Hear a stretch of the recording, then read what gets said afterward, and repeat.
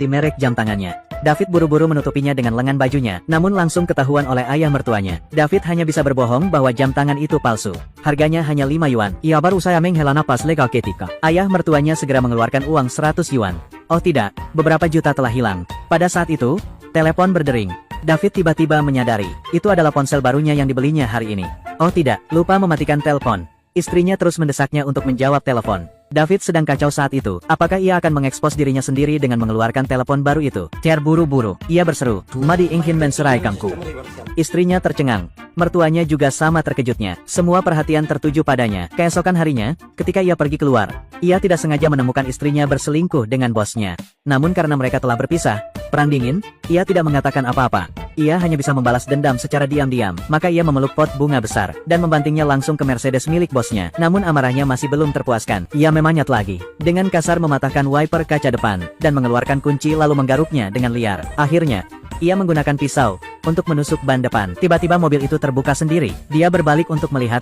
Pasangan tua berdiri di sana, tercengang. Dia melihat ke sisi lain. Ternyata dia salah menabrak mobil. David punya uang, tetapi tidak bisa menghabiskannya. Sungguh membuat frustrasi. Jadi dia diam-diam pergi ke restoran mewah untuk menghabiskannya. Siapa sangka begitu dia keluar pintu, dia akan bertemu istrinya. David takut ketahuan. Dia cepat-cepat berpura-pura menjadi penjaga pintu. Siapa sangka istrinya tidak hanya tidak mencurigainya, tetapi juga mengira dia datang ke sini untuk makan gratis. Tidak hanya itu, bosnya juga ikut mengejeknya karena miskin. David bertekad untuk berpura-pura miskin sampai akhir. Dia bertekad untuk tidak membiarkan istrinya mengambil sepeser pun. Jadi dia tetap pergi bekerja di siang hari. Malam harinya, dia kembali ke villa untuk menikmati hidup. Pagi itu, David baru saja bangun. Ia bersiap-siap naik mobil mewah untuk berangkat kerja. Lalu ia menyadari pakaiannya tidak muat. Maka ia memperhatikan petugas kebersihan di sebelahnya. Ini jauh lebih baik. Sopirnya melaju ke pom bensin. David mengangkat kepalanya. Bukankah ini temannya, Ben? Keduanya saling berpandangan. David tampak polos. Saat itu, Ben mengangguk seolah sedang memikirkan sesuatu. Pikiran David berputar-putar, memikirkan cara menjelaskannya. Namun ia langsung yakin sepenuhnya setelah itu. Tiba di supermarket, David terlambat 10 menit. Bos memanfaatkan kesempatan itu. Di depan istrinya, ia mempermalukan David. Namun demi menyembunyikan identitasnya, David masih harus bertahan. Malam itu, ia pergi mencari 2 teman untuk bermain. Namun mereka sedang minum bir di bar.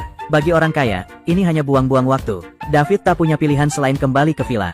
Tiba-tiba, ia punya rencana. Kalau kau tidak bisa bergaul dengan teman-temanmu, maka bergaullah dengan mereka. Lalu, David buru-buru menelepon penasihat keuangan. Dengar, kita harus membuat rencana. Ini mendesak. Keesokan harinya, sebuah mobil mewah berhenti di pom bensin. Ben masih sibuk menata rambutnya seperti sebelumnya. Tapi kemudian, jendela mobil diturunkan. Ben buru-buru meminta maaf. Namun manajer wanita cantik itu berkata, "Aku tidak percaya." Apa? Seseorang